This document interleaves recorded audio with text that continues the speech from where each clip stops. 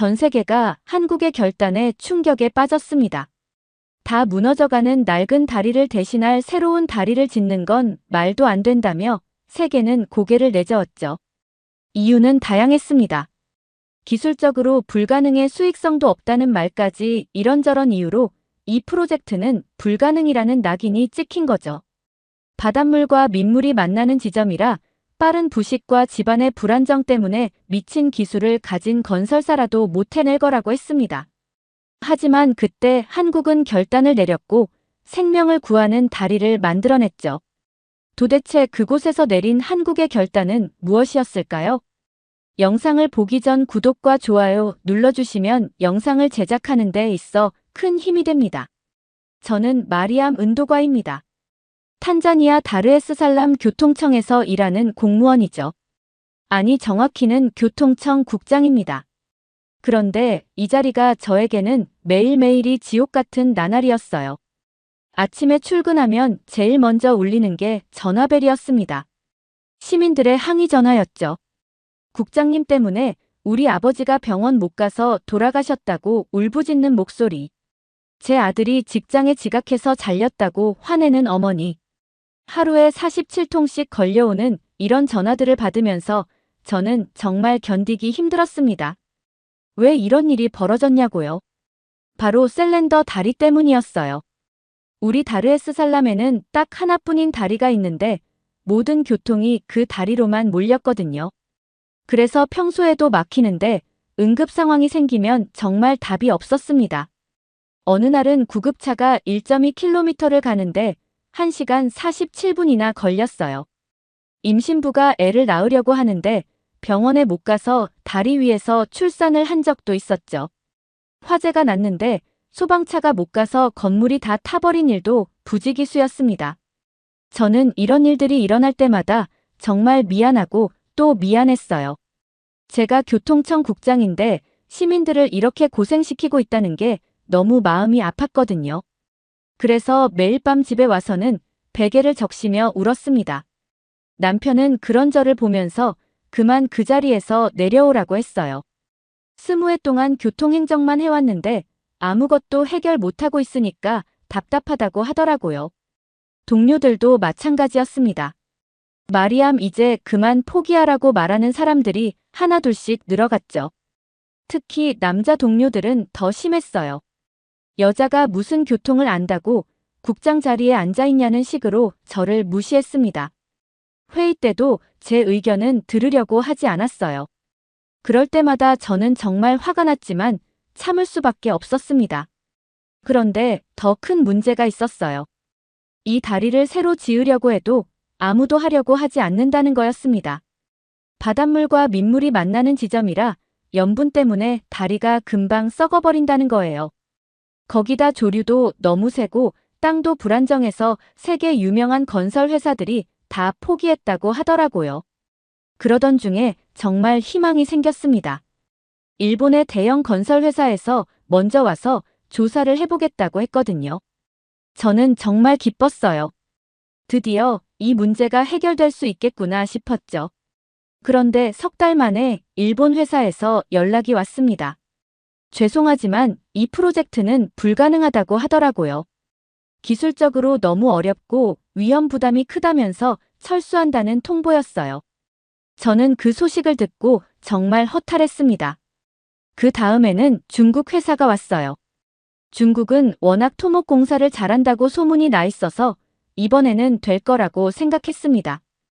그런데 중국 회사도 반년 만에 손을 들었어요. 우리나라 환경이 너무 까다롭다면서 포기한다고 하더라고요. 그 뒤로도 유럽의 유명한 건설 회사들이 하나둘씩 와서 조사를 했지만 결과는 마찬가지였습니다. 다들 와서 보더니 고개를 젓고 돌아갔어요. 그럴 때마다 저는 정말 절망스러웠습니다. 특히 독일 회사 사람이 저한테 한 말이 지금도 기억나요. 마리암 국장, 이 프로젝트는 정말 불가능합니다라고 하면서 미안하다는 표정을 짓더라고요. 그때 저는 정말 마음이 무너졌어요. 그런데 정말 마지막 희망이라고 생각했던 곳이 있었습니다. 바로 한국의 코이카였어요. 한국이 개발 원조를 해준다고 해서 저는 정말 기대를 많이 했거든요. 한국은 짧은 시간에 엄청나게 발전한 나라니까 우리도 도와줄 수 있지 않을까 생각했죠. 코이카 조사단이 왔을 때 저는 정말 열심히 설명했습니다. 우리 시민들이 얼마나 고생하고 있는지, 이 다리가 얼마나 절실한지 온 정성을 다해서 말씀드렸어요. 조사단 사람들도 우리 상황을 보고 깜짝 놀라더라고요. 하지만 한 달 뒤에 나온 결과는 지원 불가였습니다.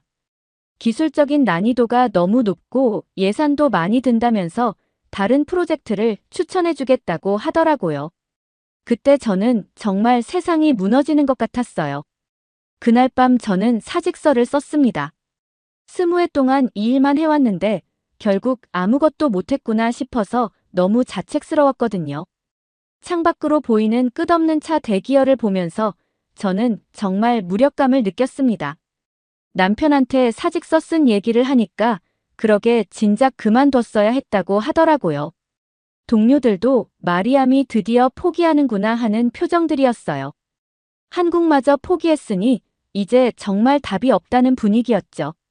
그런데 석 달이 지난 어느 날 정말 뜻밖의 일이 일어났습니다. 제 사무실로 전화가 한 통 걸려왔는데 한국 사람이라고 하더라고요. 저는 처음에 또 무슨 조사하러 온 사람인가 싶어서 별로 기대를 안 했어요. 그런데 그 사람이 하는 말이 달랐습니다. GS건설이라는 회사에서 왔다면서 국장님 의견을 가장 듣고 싶다고 하는 거예요. 저는 깜짝 놀랐어요. 20회 공무원 생활하면서 외국인이 제 의견을 먼저 묻겠다고 한 적이 없었거든요. 다음 날 그 한국 사람들이 제 사무실로 찾아왔습니다. 3명이 왔는데 정말 정중하게 인사를 하더라고요. 그리고 국장님이 이 현장을 제일 잘 아시니까 먼저 설명을 들어보고 싶다고 했어요. 저는 그동안 준비해둔 자료를 다 꺼내서 설명했습니다. 교통량 데이터부터 시작해서 조류 상황, 집안 조건까지 제가 아는 모든 걸 다 말씀드렸어요. 그런데 그 한국 사람들이 제 말을 정말 진지하게 들어주더라고요. 특히 김 부장이라는 분이 제게 물어보더라고요. 국장님이 보시기에 가장 큰 문제점이 뭐라고 생각하시냐고요. 저는 솔직하게 대답했습니다. 염분 부식과 강한 조류 때문에 기초공사가 제일 어려울 것 같다고 했죠. 그러자 그분이 엑스트라도즈교라는 걸 설명해 주시더라고요. 주탑을 낮게 만들어서 바람 저항을 줄이고 특수 케이블을 써서 부식을 막겠다는 거였어요. 저는 20회 교통행정을 해왔지만 그런 기술은 처음 들어봤습니다. 그런데 더 놀라운 건 제가 현장 특성에 대해서 보완 의견을 말씀드렸을 때였어요. 우기 때 물살이 얼마나 센지, 어느 지점이 제일 약한지 설명하니까 그 한국 분들이 정말 감탄하더라고요. 역시 현장을 오래 지켜본 분만이 알 수 있는 정보라고 하면서요. 그때 저는 정말 기분이 좋았어요. 제 전문성을 인정받는다는 느낌이었거든요. 그동안 남자 동료들한테는 무시만 당했는데 이 한국 사람들은 달랐습니다. 그런데 정말 충격적인 건 그 다음이었어요. 김 부장이 저한테 이렇게 말하더라고요. 저희는 선금 없이 시작하겠습니다라고 했어요. 저는 잘못 들은 줄 알았거든요. 이런 큰 공사를 선금도 없이 한다고요? 네, 맞습니다라고 하면서 국장님을 믿고 시작하겠다고 하더라고요. 그리고 공사 기간도 3년 6개월로 약속하고 30년 품질 보증까지 해주겠다고 했어요. 저는 그 순간 정말 눈물이 났어요. 20회 동안 이런 대접을 받아본 적이 없었거든요. 한국 사람들이 저를, 아니, 우리나라를 이렇게 신뢰한다는 게 너무 감동적이었습니다. 그날 밤 집에 가서 남편한테 얘기했더니 남편도 깜짝 놀라더라고요. 정말 그런 조건으로 하겠다고 했냐면서 믿기지 않는다고 했어요.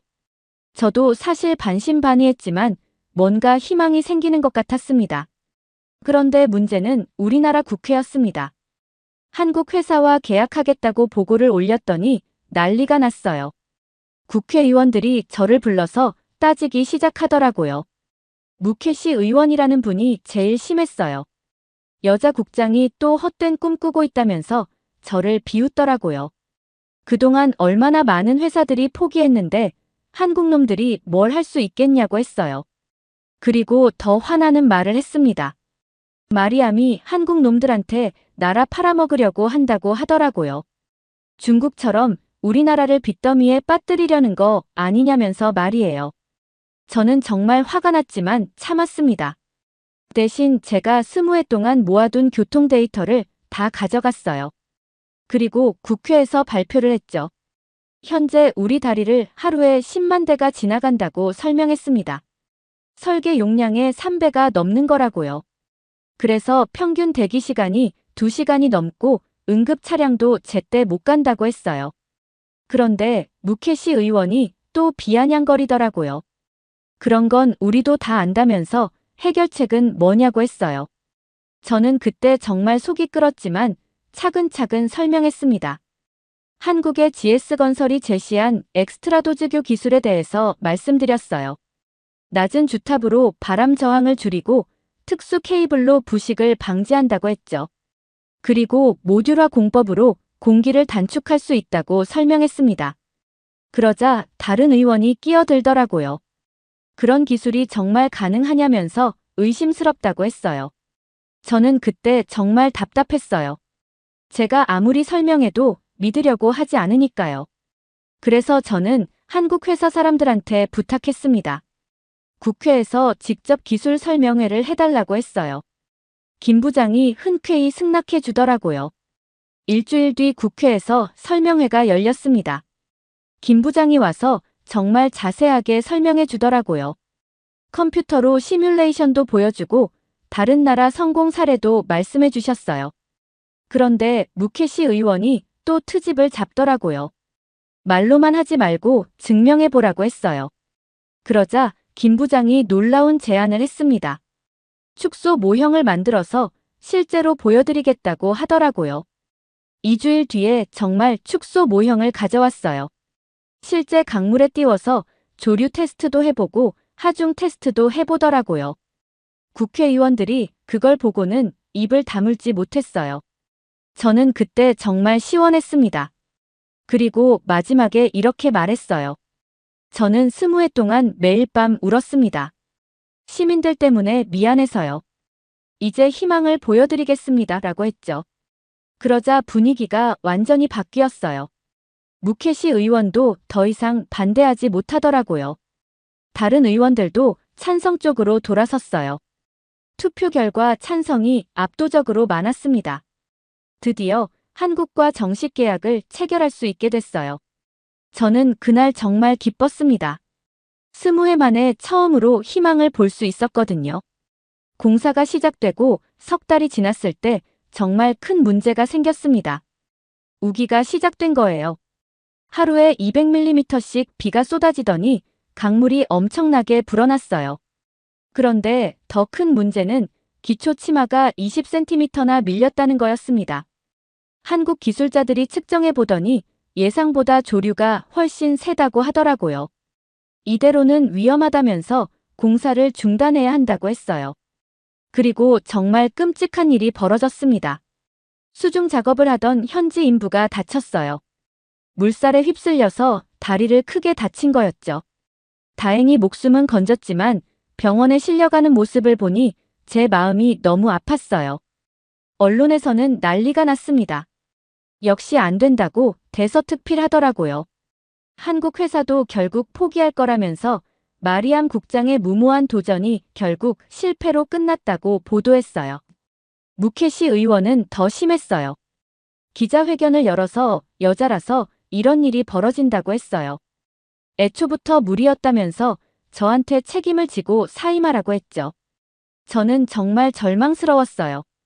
이번에야말로 해결될 줄 알았는데 또 이런 일이 벌어지니까 정말 마음이 무너졌거든요. 그날 밤에도 베개를 적시며 울었습니다. 그런데 정말 뜻밖의 일이 일어났습니다. 시민들이 저를 위해서 나서기 시작한 거예요. 어떤 아주머니가 라디오에 전화를 해서 이렇게 말하더라고요. 마리암 국장은 20해 동안 우리를 위해 울어준 사람이라고요.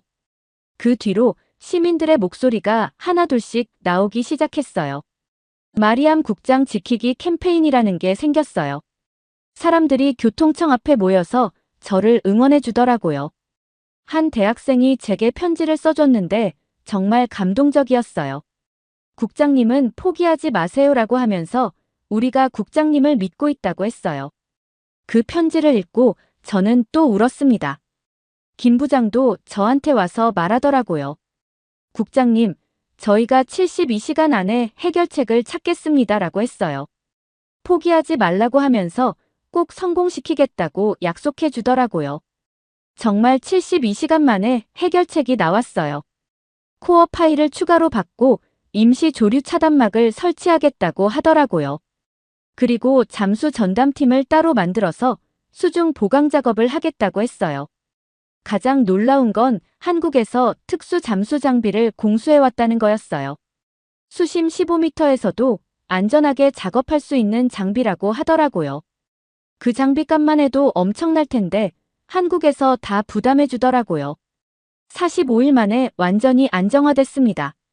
기초가 흔들리지 않고 안전하다는 최종 확인이 나왔어요.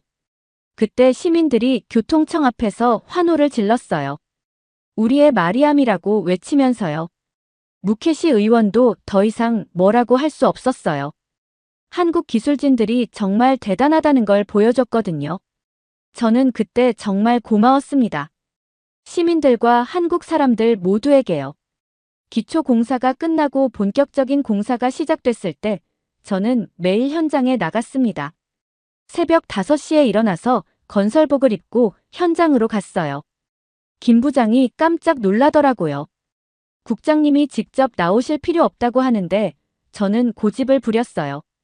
이 다리는 제 인생입니다라고 했죠. 20해 동안 꿈꿔온 일인데 끝까지 지켜보고 싶다고 했어요. 한국 기술진들과 직접 소통하면서 진도를 관리했습니다. 매일 아침 브리핑을 받고 오늘 할 일을 점검했어요. 혹시 문제가 생기면 바로 해결할 수 있도록 현장에 상주했죠. 가장 신기했던 건 모듈화 공법이었어요. 상판을 미리 공장에서 만들어서 레고 블록 조립하듯이 설치하는 거더라고요. 덕분에 공기를 6개월이나 단축할 수 있었어요. 주탑이 올라갈 때는 정말 장관이었습니다. 하루하루 높아지는 주탑을 보면서 저는 정말 뿌듯했어요. 시민들도 하나둘씩 구경 오기 시작했고요. 특히 케이블 설치할 때는 정말 예술 작품 같았어요. 하나하나 정밀하게 장력을 조절하면서 케이블을 연결하는 모습이 정말 아름다웠거든요. 시민들이 휴대폰으로 사진 찍느라 난리였어요. 저는 그런 모습들을 보면서 정말 감동했습니다. 여성 국장이 이렇게 일할 줄 몰랐다고 사람들이 말하더라고요. 처음에는 무시하던 남자 동료들도 인정해주기 시작했어요. 김 부장이 어느 날 저한테 말하더라고요. 국장님 덕분에 현장 분위기가 정말 좋다고 했어요. 모든 사람들이 열심히 일하고 있다면서 고맙다고 하더라고요. 가장 뿌듯했던 건 안전사고가 한 번도 없었다는 거예요. 처음에 다쳤던 인부도 회복해서 다시 현장에 나왔는데 정말 조심스럽게 일했어요. 모든 사람들이 안전을 최우선으로 생각했거든요. 3년 6개월이라는 약속을 정확히 지켰습니다. 하루도 늦어지지 않고 공사를 완료한 거예요. 무죄의 기록도 달성했고요.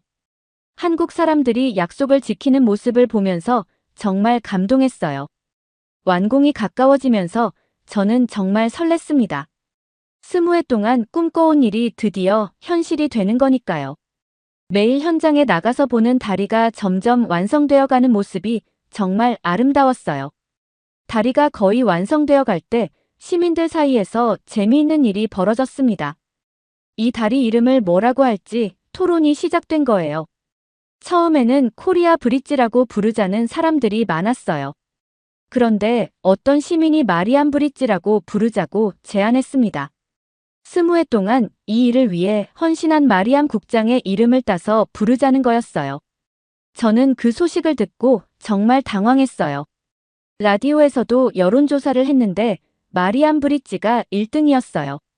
시민들이 정말 저를 생각해주는 마음이 고마웠지만 한편으로는 부담스러웠어요. 김 부장도 저한테 와서 말하더라고요. 마리암 국장님 덕분에 이 프로젝트가 성공할 수 있었다면서. 마리암 탄자나이트 브릿지는 어떠냐고 제안해 주더라고요. 하지만 저는 단호하게 거절했습니다. 제 이름이 아니라 우리나라 이름이어야 합니다라고 했어요. 이 다리는 저 혼자만의 것이 아니라 모든 탄자니아 국민의 것이거든요. 한국 사람들도 처음에는 의외라는 표정이었어요. 보통은 자기 이름을 넣고 싶어 할 텐데 마리암 국장은 다르다면서 감탄하더라고요. 저는 탄자나이트 브릿지로 하자고 제안했습니다. 탄자나이트는 우리나라에서만 나는 희귀한 보석이거든요. 우리나라의 독립과 자주성을 상징하는 의미가 있어요. 시민들도 처음에는 아쉬워했지만 제 뜻을 이해해 주더라고요. 마리암 국장다운 결정이라면서 박수를 쳐주었어요. 정말 고마웠습니다. 언론에서도 이 소식을 크게 보도했어요. 개인 영예보다 국가를 택한 마리암 국장의 품격이라면서 칭찬해 주더라고요. 무케시 의원도 이번에는 저를 인정해주는 모습이었어요. 한국 측에서도 정말 좋아하더라고요. 김 부장이 이렇게 말했어요. 역시 마리암 국장님답습니다라고 하면서 한국과 탄자니아의 우정을 상징하는 다리가 되겠다고 했어요. 탄자나이트 브릿지라는 이름이 확정되고 나서 저는 정말 뿌듯했어요. 제 이름을 양보하는 순간 오히려 더 큰 의미가 생긴 것 같았거든요. 개통식 준비를 하면서 저는 정말 설렜습니다. 20회 동안 꿈꿔온 순간이 드디어 현실이 되는 거니까요. 한국 사람들과 함께 만든 이 다리가 우리나라의 자랑이 될 거라는 생각에 정말 기뻤어요. 드디어 개통식 날이 왔습니다. 20회 만에 처음으로 기쁨의 눈물을 흘렸어요. 그동안 매일 밤 울었던 게 모두 이 순간을 위한 거였구나 싶었거든요. 개통 첫날부터 효과가 엄청났어요. 출퇴근 시간이 2시간에서 20분으로 줄어들었거든요. 구급차 출동 시간도 대폭 단축됐고요. 시민들이 정말 좋아하더라고요. 가장 감동적이었던 건 시민들의 반응이었어요. 이제 시민들이 저한테 고맙다고 인사를 하는 거예요. 20회 동안 욕만 먹다가 처음으로 고마움을 받으니까 정말 눈물이 났어요. 관광객들도 늘어나기 시작했어요. 탄자나이트 브릿지를 보러 오는 사람들이 많아졌거든요. 주변 상권도 활성화되고 시민들의 자부심도 높아졌어요. 그런데 더 놀라운 일이 벌어졌습니다. CNN에서 연락이 온 거예요.